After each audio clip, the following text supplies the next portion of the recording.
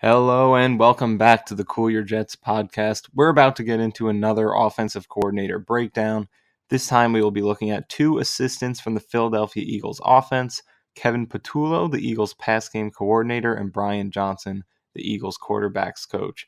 Patullo has already been interviewed by the Jets per Tom Pelissero, and as of this recording on Sunday morning, Brian Johnson has not yet interviewed with the Jets, but he has been brought up by Ian Rappaport as a potential option. Now, before we hop into it, I wanted to let you guys know that we recorded our interview with Eagles film expert Shane Haff before it was reported that Patullo had interviewed with the Jets.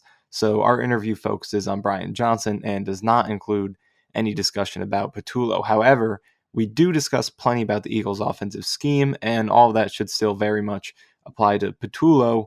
So that should still give you plenty of information on what Patullo's offense might look like if he came to the Jets. Before we hop into it, since we did not discuss Patullo in the interview, I figured I would give you guys a brief overview on him. As I said, he's the Eagles passing game coordinator. He was hired to that role in 2021. If the name sounds familiar, that's because he was the Jets quarterbacks coach from 2015 to 2016. Obviously, those are the 2 years during which Ryan Fitzpatrick was here as the Jets quarterback. Of course, Geno Smith, Christian Hackenberg, and Bryce Petty were also around during that time. In 2017, Patullo became the senior offensive analyst for Texas A&M, and then he spent 3 seasons with the Colts from 2018 to 2020, working under Nick Sirianni, who was the Colts offensive coordinator. For the first 2 of those years, Patullo was the Colts wide receivers coach, and in 2020, he was their pass game specialist.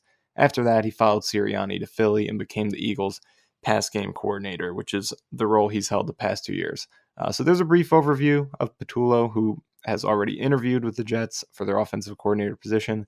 Like I said, we do not discuss him specifically in the interview coming up, but we do discuss the Eagles' offensive scheme in great detail, so that should give you plenty of info on what Patullo might bring over to the Jets if he is indeed hired. So without further ado, let's get into our interview with Shane Haff discussing Eagles quarterbacks coach Brian Johnson. And welcome back to the Cool Your Jets podcast. We host Ben Blessington and Michael Nania. Michael, we're back with another offensive coordinator candidate, this time taking a look at Brian Johnson, the quarterback coach for the Philadelphia Eagles. And like we do with all these offensive coordinator candidate pods, we bring in somebody who knows a hell of a lot more about these candidates than we do. And that brings us to Shane Haff, who's a content creator for BGN and TPL. He's the host of the Chalk Talk podcast. He has a YouTube channel, which is Shane Haff NFL, and you can follow him on Twitter at half_TPL. Spelling there's a little interesting, Shane. It's Haff. Just want to make sure everybody gets it right. That being said, I've got a fun last name, and I thought I was really clever when I came up with that as a gamer tag in college, and then it just stuck for everything online. So most people that just hear on an audio format, they probably try to look me up and they can't even find me. That has been an issue. We've had a lot of guys like that where it's like, wait, what was their Twitter again? We'll make sure to tweet it out. We'll put it out there. I made my PSN when I was like 12, and I made it Benny the NY Jet. But then I didn't capitalize the Y, so it just looks like Benny the Nijet, so nobody gets it. I haven't changed it, so I feel you on that. All right, well, Shane, you're here to talk about Brian Johnson. I think a lot of Jets fans didn't even know who this guy was until a few days ago. So I guess our first question to you is, who is Brian Johnson? Why is Brian Johnson? Yeah, so he's the Eagles quarterback coach, and I would hazard a guess that when the season started, most Eagles fans didn't know who Brian Johnson was. He's been the Eagles quarterback coach. This is his second year, so he came on in 2021. Obviously, his second season this year, and Jalen Hurts has taken a huge leap. Prior to that, that's his only NFL experience beyond being a UDFA and kind of bouncing around a little bit out of the draft. He played his college ball at Utah as a quarterback, obviously. He had a 26-7 record as a starter, and he is actually still the all-time leader for completed passes at Utah. So he had, somewhat of a good college career. Went undrafted, like I said. He spent 11 years bouncing around the college ranks as a QB coach. He started at Utah, and he's been a few places. He called plays at four different seasons, most recently in 2020 at Florida, where he worked with Kyle Trask, who ultimately got drafted by the Buccaneers in the second round. I think that was a year or 2 years ago. But in that 2020 season, they led the NCAA in passing yards per game at 378. And I mean, Kyle Trask wasn't a great prospect, and he had some tools, but Johnson ultimately got a lot out of him, I think, more than the Bucs probably will at the NFL level. So he got hired to be the Eagles QB coach off of that season. Like I said, he's in his second year. There's a big connection to the Hurts family. He's a longtime friend of the Hurts family. He actually played for Jalen's dad when he was like in prep academy stuff coming up. So there's some connection there. He's not the most experienced candidate, but Andy Reid, as Eagles fans famously know, made the leap from a QB coach to a head coach. So going from 2 seasons as a QB coach in the NFL to an offensive coordinator / play caller, which would be a huge thing for the Jets. Obviously, Robert Saleh is a defensive-minded head coach, so that OC hire is huge. He doesn't have a lot of experience there, but I would be optimistic. He's done a great job with Hurts in the offense here. Yeah, I was looking at his resume, and I was like, wait, he's a Pac-12 quarterback who got drafted to a New York team in 2009. He sounds a lot like Mark Sanchez, except he got drafted to the New York Sentinels, so slightly different. Do you know how the Eagles came to hire him? I mean, it sounds like the close connection with Hurts was kind of the driving factor there, and we have some questions that we'll get to later on, but it seems like that relationship is really his strongest ties to the NFL. Yeah, I think that's probably why he came onto the Eagles' radar. I mean, obviously, he did a really good job at Florida in 2020, but it was the first year in like 4 years he'd been an offensive play caller, and I wouldn't say it's rare to take that leap to the NFL from that, but he wouldn't have been like the hottest name coming off of 2020. So I'm sure the Hurts connection had a lot to do with that. The Eagles really wanted to give it a go this year. They were famously hedging their bets on Hurts this offseason, but they wanted to give it a good go with a guy Hurts was familiar with. And so I think they brought him in, and it's paid off dividends over this season. Yeah, and looking at Hurts specifically, obviously he's had a tremendous breakout season, MVP candidate. He's been effective both through the air and on the ground. He's been one of the best quarterbacks in the league. So looking at him compared to last year and some of the strides he's made, what would you say are some of the biggest areas of growth you've seen from Hurts, and how much of that do you contribute to coaching? So a few big leaps he's made. One is his pocket presence. Now Jalen Hurts is never going to have like an elite Tom Brady type pocket presence, and mobile quarterbacks are often not going to have that. They're going to be a little quicker to bail from pockets because they know they can make plays with their legs. But last season, he was very much a first read and run sort of quarterback, and there's been instances this year of him getting to the backside of progressions, scrambling from the pocket but keeping his eyes downfield and finding receivers instead of tucking and running. So his pocket presence has been huge, and then his ball placement, I think, has taken pretty big strides. He always threw with anticipation. The Eagles really liked those out-breaking routes, especially to their tight end Dallas Goedert. That was sort of the bread and butter in 2021. He's always thrown good with anticipation, but I think his ball placement has really taken a step forward this year, and he's put in a lot of work in the offseason. It's not normal for a quarterback to make the leap that Hurts made this year. You got the Josh Allen making his huge leap. Jalen Hurts has made a huge leap, but that's not necessarily normal. And what part of it is attributed to Brian Johnson, with the work he does in season? What's attributed to Quincy Avery, who I know he works with in the off season, is obviously a big part. Your mechanics and things like that is really for the off season. You don't get to work on that a lot in the season. So I think a lot of that growth has come in his off season work, and then a lot of probably the mental aspect and the execution has come in season under Brian Johnson.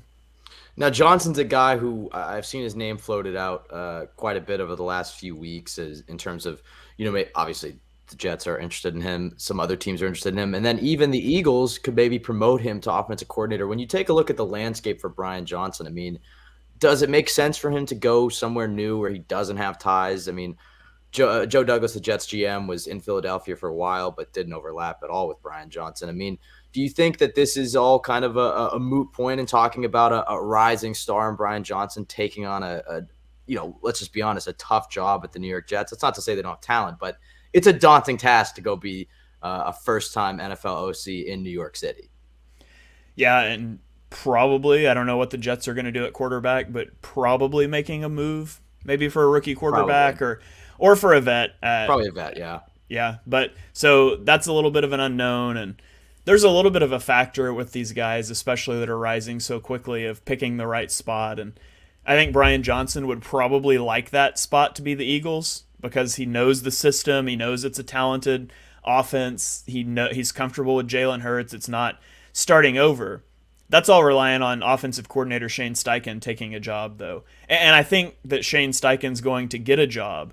It just all comes down to timeline. Is Brian Johnson going to be willing to wait that out if the job offer doesn't come soon for Steichen, which it obviously can't come before the playoffs are over. So I think the longer the playoffs go, the more likely it would be that Johnson would get some major play to go be an OC somewhere else. Yeah, and then when you look at Johnson's resume, obviously that 2020 season in Florida really does stand out because of the numbers that he was putting up with Kyle Trask. I mean, yeah, he had Dameon Pierce and Kyle Pitts and Kadarius Toney, so it wasn't like he was lacking talent. But when he gets to Philadelphia, it's obviously, and it's tough for you to say, like how much, if he becomes an NFL OC, is he going to take from the current Philadelphia offense? How much does it change depending on the personnel that he has? Obviously, Jalen Hurts is a unique type of quarterback. But in your educated opinion, do you think that if he becomes the OC in a different situation than Philadelphia, do you think he'll try to take a lot of the concepts that he's worked on over the last 2 years with Steichen and Nick Sirianni? I think so. A lot of it would depend on the quarterback that's there, though. The Eagles' offense is very, very simple. They call from a very small menu of concepts, which we're going to see if that becomes a problem in the playoffs. It was fine during the regular season, but they run a lot of the RPO game, the quarterback running game, and when you talk about passing concepts, they pretty much run slant flat, they run sail, they run verticals, they run dagger, mesh. 5 concepts. That's about all that they run. And so there's been instances this season, notably for the Eagles, the Colts game, the Colts defensive backs were calling out routes. Marshawn Lattimore in the Saints game was calling out routes. And the Eagles' philosophy has just been, our team is better than yours, and so we're going to out-execute you with a pretty small menu of concepts. I think that needs to expand moving forward, whether he stays in Philadelphia. It's got to move. They've got to progress next year in that area, or if he goes somewhere else, especially if he's not working with the weapons that he has in Philadelphia, if he's not working with a mobile quarterback like Jalen Hurts, that menu's got to expand a lot. And so, I mean, I think those would be in there. Those are kind of staples of any NFL offense. But if he became the Jets offensive coordinator, I would expect a much more wide open offense next season. Yeah, and you mentioned a few of the go-to concepts in their passing game that they use, and like you said, those are some common things that we'll see in just about any NFL offense. But in addition to those, and just looking at the Eagles' passing game as a whole, how would you describe it, and what aspects of that could you see Johnson bringing over to a new team if he became their offensive coordinator? Yeah, so much depends on where they go at quarterback. If you were to bring in a vet, and I don't know what the Jets talk has been about quarterback, but the big names that are out there, obviously, Tom Brady is floating around. Derek Carr. Yeah, Derek Carr. Derek Carr is floating around. Although I've got Derek Carr pegged to be an Indianapolis Colt. Nobody loves to retread quarterbacks like Chris Ballard. That's true. Even to the one that I've heard that I really, really am intrigued by, which is the Lamar Jackson thing. Lamar Jackson, there's a lot of speculation about what's going to happen this offseason, and I don't think he's going to work out a contract. I don't know if they're going to be willing to pay him what he thinks he's worth, and I don't think he's going to play on a franchise tag. So, to be honest, I'm all in on the Lamar Jackson to the Jets. You brought in Lamar Jackson. If Lamar Jackson becomes a Jet, could you see Brian Johnson being the perfect OC for that? Yeah, absolutely. I think that would be a perfect pairing because Lamar Jackson, I would say Jalen Hurts is the second best runner in the NFL behind Lamar Jackson. Now, Jalen's a little better between the tackles. He's a little sturdier. Jackson's a little more elusive. But so, Shane, you wouldn't run maybe a QB power game as much like the Eagles do, but getting Jackson out on the edge, running those sorts of concepts. And, I mean, the Eagles, not the Eagles, the Jets offense, it's in a good place. Garrett Wilson looked good.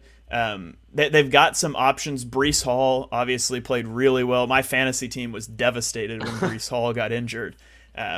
But the makings are there for a really good offense, a really good team. I mean, to be honest, the Jets were a quarterback away from making a run. Now, how far would you get in a loaded AFC? I don't know.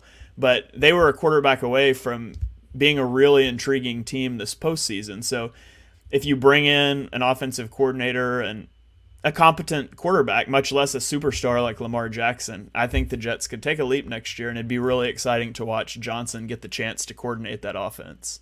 Yeah, it didn't really occur to me until we just talked about it, but the Brian Johnson, Lamar Jackson pairing. I mean, maybe this is a pipe dream, but it's January and the Jets are out of the playoffs, so we get to have them right now. That's an exciting pairing. And I think the other thing that was intriguing to me about Brian Johnson is when I think of the Philadelphia Eagles, I think of a good offensive line. I think of the guys they have up front and the coaching that they've had from that spot over the last few years. How do you feel? I mean, if the Jets were to bring in a guy like Brian Johnson, I feel like potentially he would be maybe interested in bringing in an offensive line coach either from the Eagles or maybe to run similar concepts that the Eagles run. How would you describe kind of what the Eagles do in the trenches? Because that's just so important for the Jets. And Robert Saleh, that's, when he talks about his philosophy having to match up with this offensive coordinator, that's the number one thing is the trenches. And obviously, they've got it on the defensive side of the ball. The offensive side has been hit or miss this season. So what do the Eagles do up front that makes them so special outside of the talent that they have? Yeah, a lot of it, they do a really good job developing that talent. Jeff Stoutland, he's a hero in Philadelphia. I don't know if anybody outside of Philadelphia knows his name, but he's the run game coordinator and the offensive line coach for the Eagles. And I mean, you look at what the Eagles did drafting Jordan Mailata in the 7th round, a rugby player from Australia that had never played football before. And now he's a starting left tackle a couple years later. And he did have a little bit of a down year this year, but he still has played at a really good level. And the Eagles have always prioritized building through the trenches.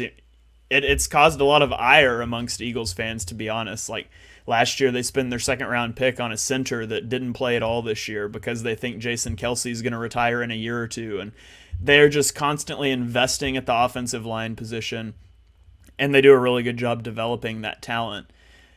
They really like elite athletes. Jason Kelce runs. They like to get him out. Lane Johnson, the right tackle, they like to get him out in space. And their left tackle too, Jordan Mailata, they love to get these guys out in space. And so obviously they do the zone read stuff, but in the running game, what I like best is they do a really good job with like their pin pull game where they're getting these offensive linemen out in space to destroy linebackers and safeties at the second level. And so I don't know how much of that is Brian Johnson influenced and how much of it is Jeff Stoutland influenced, but the Eagles like to take elite movers in the trenches. And Robert Saleh seems like the kind of guy that would like to build through the trenches. And, obviously Mekhi Becton thing didn't work out for the Jets super well, and then he ends up so far.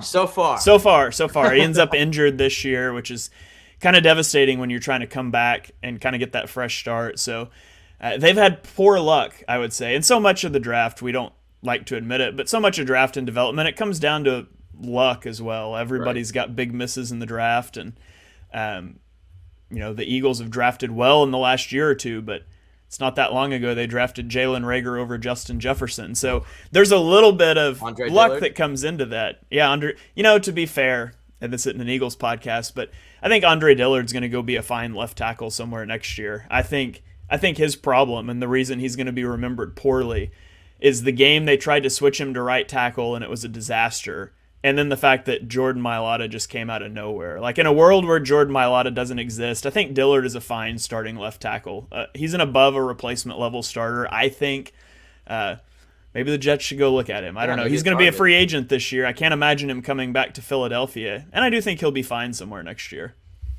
We've talked plenty about him. I feel like, was it last year's trade deadline he might have been talking about? Jets fans are kind of talking about going after him. Jets definitely have O-line moves coming up this offseason, so something to keep in mind. And I believe Joe Douglas was still with the Eagles when Dillard was drafted. Yeah, he was. He was, yes. right? Yeah.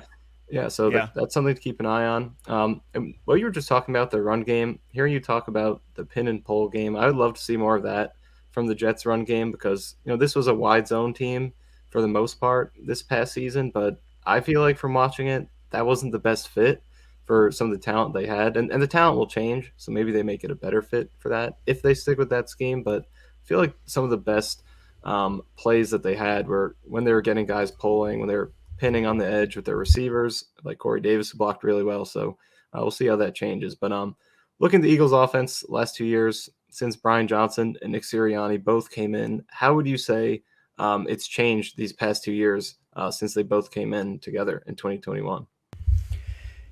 Man, the Eagles run an entirely different scheme, to be honest, which there's a quarterback change that's a big part of that. You have Carson Wentz imploding, and then I don't know what happened to him, but he leaves. It's kind of a mess. And then Doug Peterson gets fired, and the Eagles kind of clean house and start over. And so last season, they started the year as a very pass-happy team, and it did not go well. Jalen Hurts wasn't ready for that. They transitioned to being a very run-heavy team, and they made a run to the playoffs, beating up on really bad teams, to be honest. And then they went and got blown out in the playoffs. And so it's hard to take a lot out of that year. They kind of swung between two extremes. This year, they've still been a really run-heavy team. I was looking at the numbers, revisiting like a preseason over-under prediction show that I did, and I was surprised to see that the Eagles only throw the ball on 51% of their plays, which is like 27th in the league. But so much of that is using Jalen Hurts in the run game. And they're really quite good at running and passing. They're top 5 in the league in both categories in terms of EPA. So they very much take an approach on offense of, we will do whatever you want us to do to beat you. If you're going to stack the box, we'll throw the ball everywhere. If you're going to play light boxes to put a roof over A.J. Brown and Devonta Smith, we'll run the ball. And so people got mad in the Week 18 game because the Eagles didn't run the ball very much, but by my charting and stuff, they ran so many RPOs, and the Giants were just giving them pass looks. They were stacking the box, and so the Eagles threw the ball, and that frustrates fans sometimes, that the Eagles offense doesn't dictate more to the defense, but I think they just are really good at seeing what the defense is giving you. And yeah, it's letting the defense dictate what you do, but they're so good at both things it doesn't really matter. Yeah, and looking at the Eagles, their personnel, their mold in terms of the roster, if Brian Johnson were to carry over some of the, main aspects of the scheme to another team, obviously, like we said multiple times, it's going to depend on where he goes, what kind of quarterback they have, and all those things. But if he were to carry over some of the main parts of this offense, what do you think are some of the primary things that his new team would need in terms of the roster construction, whether it's the O-line talent, what kind of O-linemen do you need, receivers, tight ends? How would you want to structure that roster around that offense? Yeah, athletic run blocking offensive linemen. And it's not to say they don't pass protect, but they're very good at that too. But athletic movers in the run game is a big thing. Explosive back, ideally a back that has receiving ability. The Eagles don't really have that. They try to pigeonhole Kenny Gainwell into that, and it doesn't go well. So I think they would like that. They just don't have it. And then they really like to use Dallas Goedert, their tight end. He's a really good inline blocker, and he's a really good route runner. So they use him to kind of create mismatches. They're not afraid to flex him out in the slot to try to get a linebacker out in space. They're not afraid to bring him in to block down, on a defensive end or kick out block on a defensive end, those sorts of things. So I think those are two of the big pieces. The tight end that can run block can sort of be a move piece for you, and that athletic offensive line. And when it comes to creativity in the Eagles offense, this is something that I think Jets fans would love to see more of from the team over the past few years. I mean, the Jets kind of were trying to be creative at times this year, but we all know it comes down to the results at times. I mean, they 2021. They had Garrett Wilson try to throw in the red zone against the Vikings. That's creative, but it doesn't work. So 2021, they were a lot more creative, I would say. Barrios threw the touchdown to Zach. I don't know, but creativity is definitely something Jets fans would like to see more of. So looking at the Eagles offense and their creativity, how would you say they are in terms of, and it doesn't always have to be trick plays or anything that's, over the top and outside the box, but just general creativity. How would you assess the Eagles offense in that area? I think they do a really good job of pushing the right buttons within their game plan. And it doesn't look like a lot of flashy, trick plays. I mentioned earlier the very small menu of plays they have, but they do a good job of adding window dressing on top of all of those. For example, they played early in the season against the Cowboys, and they kept running this RPO play where they would have a receiver sort of split zone block. He pulls behind the formation, but he actually just releases out into the flat. And They were doing that to put Micah Parsons in a bind. Their right tackle was hurt. You're not going to block him anyways. They'd leave him unblocked, and he's got to decide, do I take Jalen Hurts or do I go after the receiver? And the Eagles converted a 4th down on that play, and they also scored a touchdown later in the game doing the same thing. You flash forward to like the second Cowboys game. They run a similar play down in the red zone, and they've got Dallas Goedert. The tight end pulls across that formation. Trevon Diggs is responsible for Devonta Smith. And Devonta Smith kind of goes to run this little interference route for Dallas Goedert. Trevon Diggs, who's very aggressive, but he's seen this play before, and he dives down on the flat, and Devonta Smith's just wide open in the back of the end zone. Nobody's there. And they do a really good job of sequencing things like that. We've run this play 4 times. Now we're going to run the exact same look, but it's something different. And so they do a really good job with things like that. One of my favorites they did this year, I mentioned they drafted a rookie center that hasn't hardly played. They put him in a goal line situation when they were going to QB sneak, and I've never seen this before, but the rookie center lines up on the ball, and then the entire offense, Jason Kelce was right next to him like at left guard, and the entire offensive line stands up and shifts over one spot and resets, and then they snapped it and snuck behind. So they got 2 centers, they put them both on the field, and you could just sort of see the chaos in the defensive line trying to realign gaps. So they do some creative things like that. They're not super flashy, but for people that are really dialed into what they're doing, they do such a good job of sequencing plays and doing just enough to keep teams off balance. Yeah, I also saw that, and I don't, maybe this was just a Jason Kelce audible, but I also saw that that QB sneak where it kind of looked like Jason Kelce just took it himself. I don't know if you saw that where he basically basically just handed it to Hurts a little bit, but then just took it in across the goal line. Yeah, you talked about their passing concepts and how they are a very simple offense in that way, but the Eagles do, and maybe this is just because of the crazy talent that they have on that side of the ball, do seem to get creative at times, and that's exciting. The hard thing with Johnson is you don't know exactly what you're getting and how much he's going to bring over. You would imagine and hope that he would bring over a lot of what they've done over the last 2 years, just because of the crazy success that the Eagles have had, especially this year. What would scare you, though, if you're an NFL team, or specifically the New York Jets, in terms of hiring a guy in Johnson who would be a first-time NFL OC? Like we said, we don't really know what it will look like. And then 3, kind of what you were saying earlier about how the Eagles are very simplified with their passing concepts. And look, maybe that is just a thing specifically for Jalen Hurts. Maybe if they brought in a guy like Derek Carr, it would look different.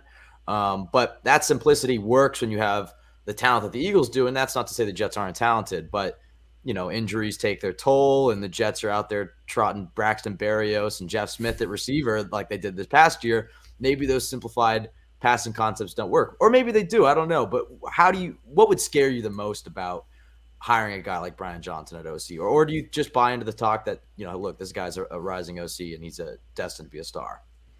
Yeah, it's better to be a year late or a year early on a guy than a year late, because then he's gone. But there's projection that goes into it. Now, I don't think he's pigeonholed into he can only coordinate for a running quarterback, because Kyle Trask wasn't that. He only had 120 rushing yards his last 2 years in college. So I don't think we have to go get a mobile quarterback because he's here now, but that's all you've seen him work with at the NFL level. And college and NFL are just entirely different beasts. My biggest concern would be that he's stepping out of a infrastructure that was built by a head coach who was an offensive coordinator that's getting head coach calls now in Shane Steichen, and he would be stepping onto a staff where the head coach is defensive minded, and he would be the offensive coordinator. He's pretty much the guy. So right now he's in an environment where everybody around him is a good offensive mind, and then he would be out on his own. So you would imagine he'll bring a lot of the Eagles concepts with him. I think it would be very important for the Jets. I don't know what I do. I know a lot about other teams. I don't know a lot about position coaches for other teams. I'll admit my limitations there. So I don't know what their situation is. I don't know what their situation is at wide receiver coach, quarterback coach, things like that. Well, they fired most of them, if we're being honest. So it would be important for him to probably have some people there to work with as well, that are good offensive minds, not just that want to do their job. I mentioned the Eagles offensive line coach earlier. That's all he does. It's offensive line. That's it. I'm not some offensive mastermind, whatever. I'm just going to do that, punch the clock, do my job. And he does a great job at it. But think it'd be beneficial for him to have, a QB coach that's an up-and-coming guy as well, just to help him implement that. But that, and then what's the quarterback situation going to be? Because if you bring in a play caller, it's the first time he's calling plays, and he's saddled with Zach Wilson, which I don't think is going to be the case, or whatever their quarterback situation. If it's not a good quarterback situation, maybe you get frazzled as a first-time play caller. We certainly saw, Nathaniel Hackett overwhelmed as a head coach this year when things were not going well in his first stop as a head coach. I would hate to see that for Johnson. So, like I said, I think the offensive weapons are fine outside of quarterback. And the Eagles, or not the Eagles, I keep saying the Eagles, the Jets, they've got capital and they've got cap this offseason that they can help shore that up. So I think they can put some guardrails up and be in a good place to succeed if they bring him in. But also, just go get Lamar. I would be so excited. Yeah, that would be great. It feels like a pipe dream, but then every week it kind of seems maybe more and more realistic that he could be traded. I do love the idea of pairing Lamar with a guy like Brian Johnson, just because of what we've seen, what he's been able to do with a mobile quarterback. But like you said, it wasn't like Kyle Trask was out there running for 500 yards a year or anything like that. Last question for you, Shane. If the Jets hire him and you're a Jets fan, are you excited? Is it a good hire? I think so. So much of the interview process is trying to get ideas from other places as well. Like, fans don't sometimes lose track of that. It's like, why are they interviewing this guy? And I'm not saying Brian Johnson's that guy. I think he's got a legitimate shot. But when you bring a candidate in, they're going to give you their best pitch. And their best pitch are the best ideas from the organization that they were at. And so you're trying to gather ideas and things like that as well. But, he's coming from a good system. The Eagles have a good culture. There's no issues brewing in the locker room. So, right away if you bring him in, you're bringing in someone who has played a big part in developing a quarterback. So that's a plus if you go get a rookie quarterback or a young guy. He's going to bring good culture. He's going to bring an effective offense, and he knows how to, do the window dressing and things. And then it's just, can he expand that offense? And can he make it work in a situation where he doesn't have Jalen Hurts, A.J. Brown, Devontae Smith, one of the best offensive lines in the NFL? So I would be excited about it, and I would definitely want to know what the quarterback is that he's going to be working with. Yeah, I know this is the Brian Johnson podcast, but it sounds like the Jets are going to go with the vet, and then they have Zach Wilson to see, maybe changing up the coach, can somebody develop him? And maybe a guy like Brian Johnson, we saw what simplifying an offense for Jalen Hurts did. Obviously, Jalen Hurts was not nearly as bad as Zach Wilson was his rookie year, but it wasn't like Jalen Hurts came out of the gates flying. I remember, he only played those few games in 2020, but it's like, you could tell me it wasn't like he came out of the gates and looked amazing. I mean, this was a guy who seems like a raw project and got better from year to year. So maybe bringing in a guy like Brian Johnson, even if they go the veteran route, can help rehabilitate Zach Wilson's career. I think that would be the thing that I would be excited about in terms of bringing in somebody like that is, can he fix a guy like Zach Wilson? And then what does he do with the veteran quarterback? But obviously Lamar Jackson and pairing him with Brian Johnson does sound quite exciting. Shane, thank you so much for coming on, man. Really appreciate you talking to Eagles. You actually have some playoff games to watch. We're quite jealous. I know actually you don't have any to watch this weekend, but looking forward. You got a few. Where can our listeners follow you? Because obviously you don't just do Eagles stuff. You do talk about the draft. You talk about the X's and O's. I'm always looking for smart NFL minds to follow on Twitter. So I know I gave it out at the beginning, but where can our listeners find you, and where can they find your stuff? Yeah, you can follow me on Twitter at halfandhalf_TPL. 90% of what I tweet is Eagles related, but I try to hit the big stuff for the NFL as a whole as well. I'm on YouTube at Shane Haff NFL. My podcast Chalk Talk that comes out every week is on there. It's a NFL-wide podcast with an Eagles focus. So my co-host and I, we spend like the first 20-25 minutes talking about the Eagles game.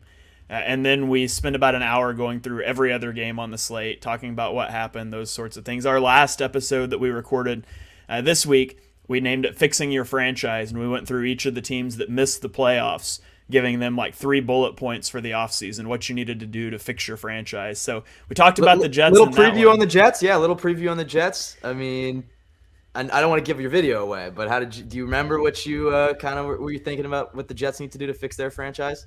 Yeah, so I took the NFC teams and my co-host took the Ah, AFC, and I'm trying to remember what his bullet points were. I'm pretty sure, obviously, the quarterback position was on there. He's big into coaching carousel, so he talked several names for offensive coordinator because obviously the LaFleur news was coming out, but then it kind of was walked back, so we didn't know for sure what was happening there. So we kind of talked about it a little bit, but not a ton. So yeah, it was mostly QB talk, and I think we got a little bit of O-line talk in there as well, but. Yeah, we've got that comes out every week. Once the season is over, we do the creative content creation stuff you do in the off season. Last year we did draft stuff on there. We went through every position and gave our top 5 guys at each position in an episode. So they're like our shows, top 5 quarterbacks, our show, top 5 running backs, whatever. I believe this year.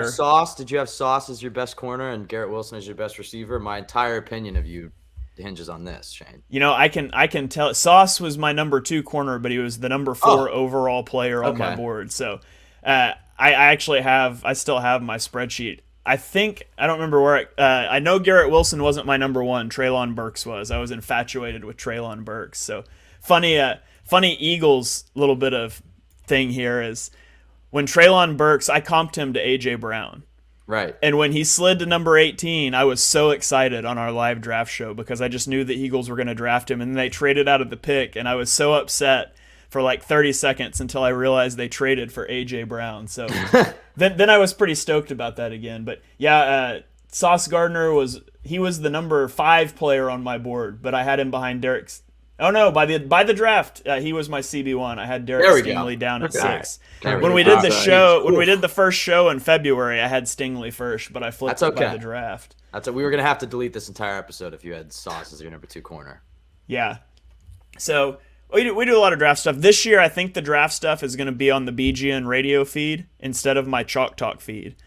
So you can go check it out. I'm sure we'll talk some about like Eagles fits for these players because it is an Eagles podcast, but we'll go through each position with those. And then on my YouTube, I'll have like breakdowns in the lead up to the draft. I'm planning to do like 2-minute videos for each of like my top 100 guys so I can tweet them out like as they get drafted. So you can follow that along. I do a ton of all 22 content on my YouTube, but it's all Eagles centric. So I try to teach the game so you could learn something if you just want to watch the X's and O's, but it is all the focus is on the Eagles. So, but you can check out all that stuff. I got a lot of stuff going on. I am excited to take a breath this weekend and just watch some football instead of work my way through the football. Yeah, no, I guess I wouldn't say I'm excited about it. I'm more sad about it to have to watch Geno Smith in the playoffs and Skylar Thompson and what could have been this season. But Shane, if the Jets hire Brian Johnson, I'm sure I'll be checking out a lot of your Eagles content, trying to get a better grasp on what that offense looks like. Thank you so much for joining us, man. Really appreciate it. Everybody, let us know what you think. Brian Johnson as an OC candidate, maybe doesn't fit the mold as a veteran with experience, but certainly fits the mold of an exciting up-and-coming prospect. Just because they moved on from LaFleur doesn't eliminate them from going after a guy like this, especially if they really believe in him. So let us know what you think. Tweet us at CYJPod with your thoughts. Comment in the YouTube comments below. Very interested to hear what everybody thinks about Brian Johnson. So with that said, Shane, thank you so much. Michael, I'll see you. We'll be doing like 10 more of these. So yeah, Brian Johnson, future OC of the New York Jets. Let us know.